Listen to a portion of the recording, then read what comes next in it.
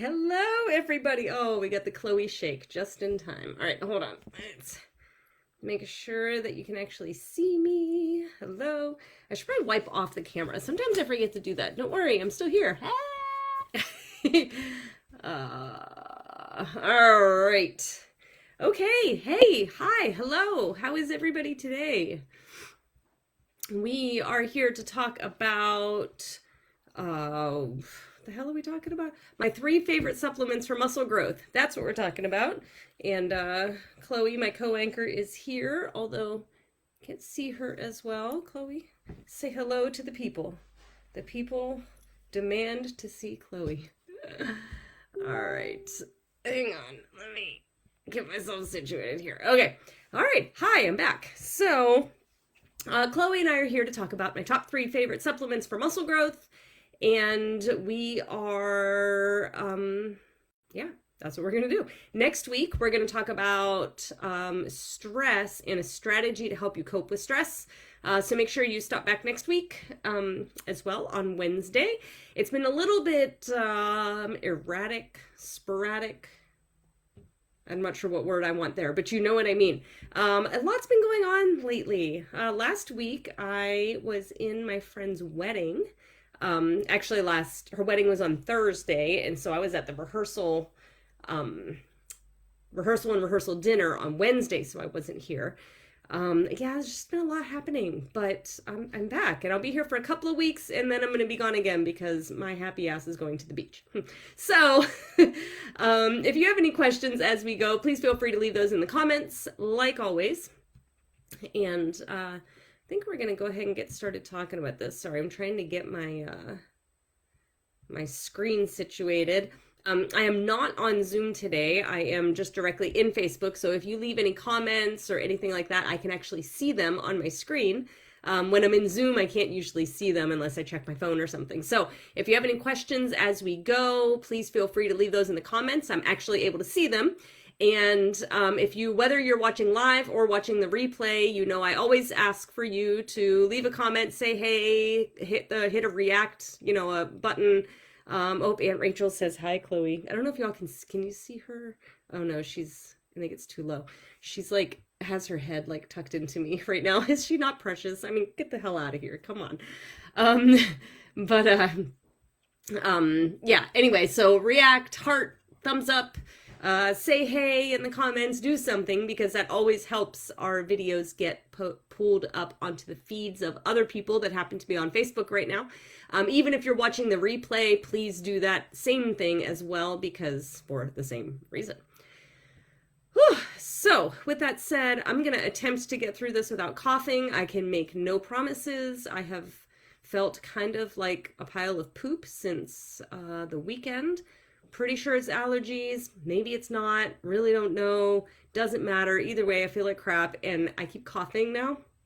So I'm going to do my best to get through this as best as I can. So forgive me if I have a moment.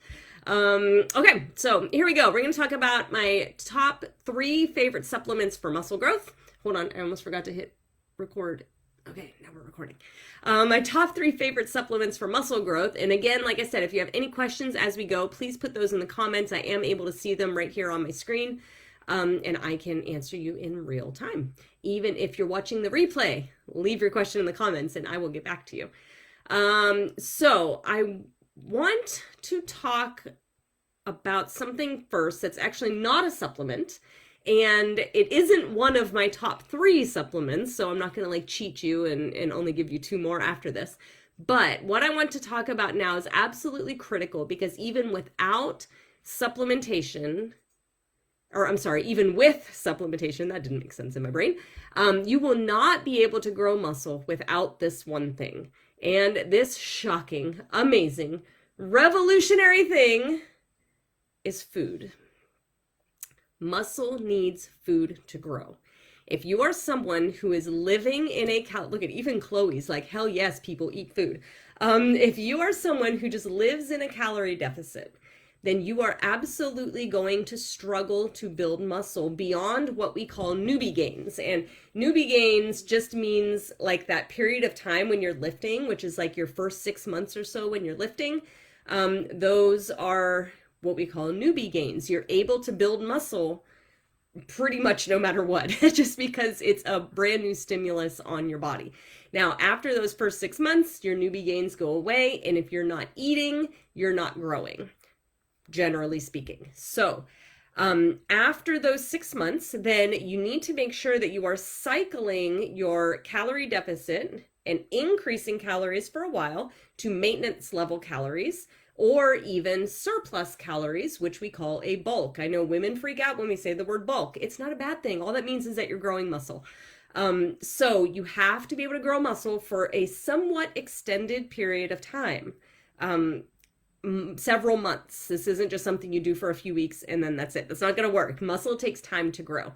So you've got to increase your calories for a little while. I personally like to bulk for like 5-6 months, if not more, and then cut again. So usually winter, we call winter bulking season. So we eat more through the winter, and then as we get into spring, we start our cut so that we're so adorably cute in our bathing suits for the summer, and then the cycle repeats. So do you have any questions about that? Is this maybe even a topic that you might be interested in learning more about enough that maybe I can even make a whole separate live on this at some point? So you tell me in the comments if this is something you would like to, a process that you would like to learn a little bit more about. Sorry, my dog is reverse sneezing, my other dog. I can't make this shit up, you guys. Like, live is just great. Anyway, if this is a process that you would like to learn more about enough that I could dedicate an entire live to it, let me know in the comments if you want to learn more about that. And I'm talking about the process of being in a calorie deficit, increasing calories for several months, to maintenance or surplus. We can kind of talk about the exact definitions of what all that means, and then how we go back down into a calorie deficit and sort of cycle through that. So if that's something you'd like to know more about, let me know in the comments, and if there's enough interest, I'll be happy to schedule that. So number one, first and foremost, no matter what, we have got to eat to grow muscle. We cannot live in a calorie deficit, even with the supplements I'm about to talk about. So now let's go ahead and talk about what those 3 supplements are. And number one is probably not the most exciting thing that I am about to tell you, potentially quite anticlimactic even, and it is, drum roll, protein powder. I know, anticlimactic, but hear me out for a minute. Protein shakes are not the only thing that you can do with protein powder these days. You can mix protein powder into cupcakes, pancakes, smoothies, icing. Shit, y'all, I just saw a TikTok that some woman made protein pudding, for God's sake. Come on. So there's so much you can do with protein powder, and we have to have adequate protein in order to build the muscle. I see a few of you saying you would like to hear more about that, so sounds like a plan. I can schedule that. So yeah, anyway, protein. We need to eat sufficient amounts of protein. I like to have everyone on approximately 1 gram of protein per pound of body weight. If you are in the obese category, not overweight, but obese category, it would be 1 gram of protein per pound of ideal body weight. Ideal body weight based on your height and whatnot, like scientifically speaking, not what you wish you weighed, but scientifically speaking, ideal. And so that also is somewhat dependent on the calories that you are eating. It's not realistic to have someone eating almost entirely just protein, right? So that number of protein grams gets adjusted a little bit based on how many calories this person is eating and things like that. So protein powder is a huge part of this. So I wanted to talk about this not only because you have to eat enough protein, and you certainly don't need protein powder in order to eat enough protein, but I get a lot of questions about protein powder. So I felt like this was a really good opportunity to go ahead and talk about protein powder. So I want to first talk about whey. So whey protein is a dairy product. If you don't handle dairy easily, your body doesn't handle dairy easily, or you're lactose intolerant, whatever, this may not be an option for you, but I am going to talk about what is an option for you. But I always recommend, first is a whey isolate. I recommend whey before others because whey, again, like I said, is a dairy product, is an animal plant-based protein, and animal-based proteins are complete proteins. That means they have the entire amino acid profile for your body to use that protein for all the things that our body uses protein for, muscle growth, down to a cellular level, our hair, our skin, our nails, all the things. And so if we can get our protein from animal sources, that's going to be the first ideal. Not everyone can do that, and that's okay. Like I said, I have an option for you in a minute. But I always will recommend a whey isolate as opposed to a whey concentrate because it is gentler on the stomach. So one example, oh gosh, this is gigantic. This thing is like bigger than my head.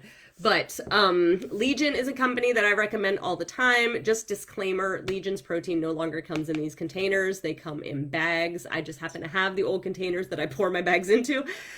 So Legion Whey Plus is a whey isolate. And what that means is a whey isolate is purified a little bit more. It is processed through a little bit more. It's removed most of the lactose. And it is more readily available for your body to use almost immediately, as opposed to a whey concentrate. Now, a whey concentrate is going to be cheaper. Isolates are a little more expensive. A concentrate is going to be cheaper, and it is an absolutely perfectly fine option if you do not have any issues with lactose or with the digestive side of whey. If that whey doesn't bother you, then you can absolutely get a whey concentrate. It is going to be cheaper. Concentrates are not quite as readily available as the isolates are, but it is plenty enough for an average person doing average person things. So now, and there's also whey blends too, like a concentrate and an isolate blend. There's a company called Ghost, which makes really badass, awesome flavors of protein powder, and their powder is a blend. Totally fine, nothing wrong with it as long as digestively you can handle it. So what if you can't do dairy, or what if you don't eat animal products? What are your options? So one of them is, there's a lot of actually vegan options. And then there's another one, which this does not have to do with animal products, but if you can't do dairy, you can also get egg white protein powder. That's another option if whey bothers you. So, and then there's vegan options that are plant-based. And the catch with plant-based protein powder options is that you want to make sure that whatever brand you get has a blend of more than one protein source. So I have, once again, no surprise, it is Legion. Legion calls it Plant Plus. And Legion's Plant Plus is a good example of the blend. It's a blend of pea and rice protein. And so the reason we want that is that non-animal protein sources are not complete proteins. And so what that means is they're missing one or more of the 9 essential amino acids that make a protein complete. And so what you want to do is have multiple sources of protein that combine so that all of the different aminos kind of complement each other and bond to form the complete protein. So that's why we don't want our plant proteins to come from only one source. Animal-based proteins are automatically complete proteins because of what they are, so you don't have to worry about that there. But with vegan or with plant-based sources, you want more than one. An example is Legion's Plant Plus, which is pea and rice. And excuse me, some examples of plant-based proteins that are complete, just in general, not necessarily protein powder, but in general, things like soy and quinoa are complete proteins, so those don't have to be combined with others. But generally speaking, if you are not eating animal-based proteins, you want to make sure you're getting your protein sources from lots of different places to complete the amino acid profile. So whatever brand or type of protein powder that you choose, you want to look for at least 20 grams of protein in a scoop, and there should be very few carbs and very few fat. I would say, if I had to give it a number, I'd say like less than 3 grams of fat and less than 5 grams of carbs.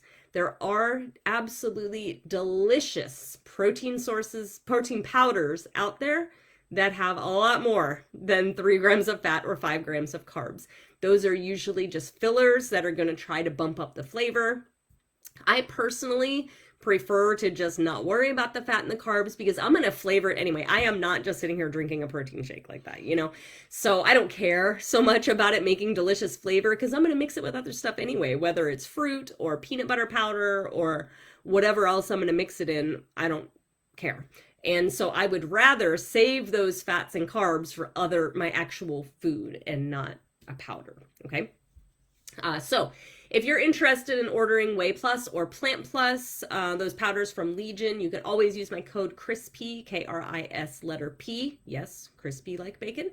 And you will get 20% off of your first order. If it's not your first order, you're going to get double rewards points instead, which add up super quick, and then you get money off of future orders. So, all right, any questions about protein or any additional questions about protein, put those in the comments and I will get to those immediately, well, right away. Supplement number 2, and you may be familiar with this one. This one is creatine. Creatine is easily the most studied supplement out there. It is proven safe for pretty much everybody except people who may potentially have any kidney issues, in which case you need to talk to your doctor. But for creatine, you want a creatine monohydrate, and you can purchase it all by itself, just as the monohydrate on its own, or you can purchase it in a recovery blend like, you guessed it, Legion. I promise this is not a Legion commercial. These are just actually the supplements that I use. But Legion has a product called Recharge, and it comes in flavors. This one happens to be grape flavor, and this one is non-flavored. I just mix this into my smoothie. Yeah, and it's not flavored. So I just mix it right into my morning smoothies with my whey and whatever. Ellen, yes, it is possible. I did mention it before you jumped on. I was saying how you don't have to have a protein powder to get all of your proteins. However, it's just very handy and sometimes can be made quite delicious. Okay, so creatine is, you want a serving of about 3 to 5 grams. 5 grams is the most common in most supplements that you buy. Creatine, like I said earlier, is easily the most studied supplement. It has been proven safe. Aside from anyone, again, with kidney issues, please check with your doctor. And essentially, creatine just sort of helps to not only increase muscle mass, but it also improves strength. And it improves your anaerobic activity, meaning aerobic would be like cardio, anaerobic is going to be like lifting, and it increases your ability in your anaerobic exercise so that you can lift more for longer before you get fatigued, which will then result in muscle growth. Multiple studies have shown that these muscle growth improvements, as well as other benefits like cognitive benefits, and then also improved recovery, which a lot of people oftentimes are looking for. Creatine can help with that too. A couple of things to note about creatine are that you do need to make sure that you are well hydrated when you are taking creatine, because creatine works mostly, I would say in part, but almost mostly entirely, by drawing water into your muscle to ensure, and so you want to make sure that your body is still hydrated even after that water has been drawn into your muscles, so that your body can use what water is still left in your body. Do I even make any sense right now? I'm like confusing myself. And I'm like, this cough is not helping. Okay, so creatine draws water into your muscle. That's in part how it works. It's by balancing like the nitrate amounts and whatever. That's neither here nor there. So you want to make sure that you are hydrating well, because after the creatine draws the water into your muscle, you want to make sure you are still well hydrated in the rest of your body so that your body can use the water for all of the amazing things that your body uses water to do. So if you're not hydrating well, once that creatine pulls that water into your muscle, you're going to end up dehydrated in other ways. So, make sure you're taking extra steps to stay well hydrated. Thank you, Ellen. I needed that reassurance. So now, because creatine draws water into your muscle, it is absolutely expected that you're going to see a pound or 2 increase on the scale. It is not fat. You did not remember, the scale is literally just your relative relationship to the center of the earth, to gravity. Okay, a scale does not tell you how much muscle is on your body, how much fat is on your body, how much water is on your body, how much bone is on your body. A scale literally is just how much does all of that weigh. So it is absolutely normal and expected that you will gain a couple of pounds on the scale when you take creatine. This does not mean you have gained fat. You have gained water in your muscle because that's how the creatine works to help build more muscle. So don't stress about that. We don't give a damn what the scale says, remember? It's more about so many other things. The scale is only one measure of progress. And if taking creatine means you're able to build muscle faster, then F the scale, right? So creatine has no notable side effects. Down with the scale. Down with the scale. Creatine has no notable side effects according to these studies, so it is safe to take. You do not need to cycle on and off of it, and you should take it daily, not just on training days. So like I said earlier, I just mix mine in with my morning smoothie because that's honestly, if I'm being perfectly truthful, that's the only way that I'm able to actually remember to take it every day. It is great to take as a post-workout drink. You can even, if you happen to do like a protein shake post-workout, you can mix it in with that. That's fine. But I'm okay remembering to take it after my workouts, but on days that I don't work out, I keep forgetting to take it. So I have just created a habit where I just take it in the morning and mix it into my smoothie, and that way I remember to get it every day. Okay, supplement number 3. This might be an odd choice, but again, like the protein powder, hear me out. This third supplement is magnesium glycinate. And so the reason is taking 150 to 250 or so, give or take, milligrams of magnesium glycinate at bedtime is going to help improve your sleep quality and your sleep quantity. So how does this improve muscle growth? Muscle doesn't grow when you lift. Muscle grows when you recover. So by prioritizing our sleep and getting high quality sleep, let me back up. Getting high quality sleep is going to do far more to increase your muscle gain and your fat loss goals than anything else that you do. Prioritizing sleep is absolutely critical. It is right up there with eating enough food. So practicing good sleep hygiene, like getting away from screens 30 to 60 minutes before bed, practicing some deep breathing before bedtime, making your room as dark and as cool as possible, all of these sleep hygiene things, which by the way, if you would be interested in that as a live, let me know in the comments and I can also do that. I don't know that I've done that yet. But doing those things along with supplementing with some magnesium glycinate is going to set you up for success. So now, what questions have you got? What other things can we talk about in future lives? Like I mentioned earlier, Kelly, I absolutely love that picture. That's awesome. If you're interested in learning more about sleep hygiene, let me know. If you're interested in learning more about kind of how we cycle and use different cycles of calorie deficit, maintenance calories, or even surplus bulking calories and back down to a calorie deficit like I talked about in the beginning. If you're interested in any of that, or if you have any new ideas, please put all that in the comments. I'm always looking for ideas, and honestly, y'all, I just run out of ideas sometimes. So I always want to know what you want to know. So next week, we're going to talk a little more about stress. This is not the first time I've talked about stress, but I'm going to teach you a strategy to help you cope with stress better, to help your body not be so pissed off about whatever it is that you're stressing out over. And I did do a live on this a while back, like I said, about the effects of stress and how it impacts our goals and our health. So if you would like tagged in that, leave me a note in the comment too, and either myself or Allie will tag you in that live if you want to check that out. Do I have any thoughts on joint pain supplements? So honestly, pain supplements are a tricky one because any pain supplements, whether it's ibuprofen or Tylenol, whatever, a lot of these things are really tough on our gut health.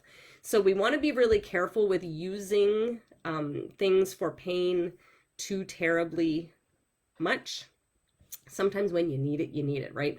But to make it something you just do all of the time can be very damaging to your gut lining and your gut health and create additional issues that you just don't want to have, right? So I guess I don't know if that really answers what you hoped I would answer, Ellen, but those are kind of my thoughts on joint pain supplements because um, it's just not great for your gut health. Now, I am one who gets migraines, and I really try my best to not take anything for my migraines because I know that it is not good for my gut health. However, sometimes you just need to take something, right? So as long as we're being almost kind of like antibiotics, where it's not something we should be doing all of the time, again, gut health. But sometimes when you need it, you just need it, right? So that's kind of how I feel about the pain stuff too. Um, how to get your first pull up. Ooh, I can try that. Yeah. Strategies for coping with stress. We're going to talk about a good one next week. And then get magnesium and get magnesium glycinate specifically, Catherine. So like there is like magnesium citrate, but that's more for constipation. You don't want that if you're not constipated. You want to make sure it's glycinate, or malate actually one is okay too, but I like glycinate best for sleep. Ashwagandha. Ashwagandha is a great one. If you have any thyroid issues, do not take ashwagandha. But I do personally take ashwagandha each day. It is an adaptogen that helps calm and relax. I think actually, Krista, I think I might have talked about ashwagandha in the last, it was in something, maybe the stress one. I'm going to check which one it was exactly, and I'll tag you in it if you want to watch it. But I have talked about ashwagandha in the past. I am a fan of it. A lot of supplement use, like filters out the body as a waste. Yeah, so the big thing with supplements is quality. If I say all the time when I talk about supplements, don't go buy your supplements at Walmart or off of the grocery store shelf. You want to make sure you're getting higher quality ones. Like for magnesium is a good example. Magnesium oxide is oftentimes what's on the grocery store shelves, and people think, oh, I should get magnesium, and they grab it and they go. Magnesium oxide is not very bioavailable to our bodies, which is why it's an inexpensive option on the grocery store shelf. Literally, that's one where it just goes right through you. You'll end up just pooping or peeing it out mostly. So we want to make sure we're getting higher quality supplements, and that's going to reduce the likelihood that it's just going out straight through your body. So, okay. Yay. Y'all, I love these questions. This is great. And then any other suggestions, like Catherine mentioned, how to get your first pull up. That's a great one, actually. I don't know if I can do that one live here just because I'm like stuck in this corner. But I probably could at least make a video on it and put it up, or I can maybe show videos. I can share my screen. Maybe I can do it through Zoom and share my screen. I'm talking out loud and you don't care. I'll figure it out. Okay, so anything else that y'all have or any of the thoughts you have, please leave those down below. And thank you so much for being here.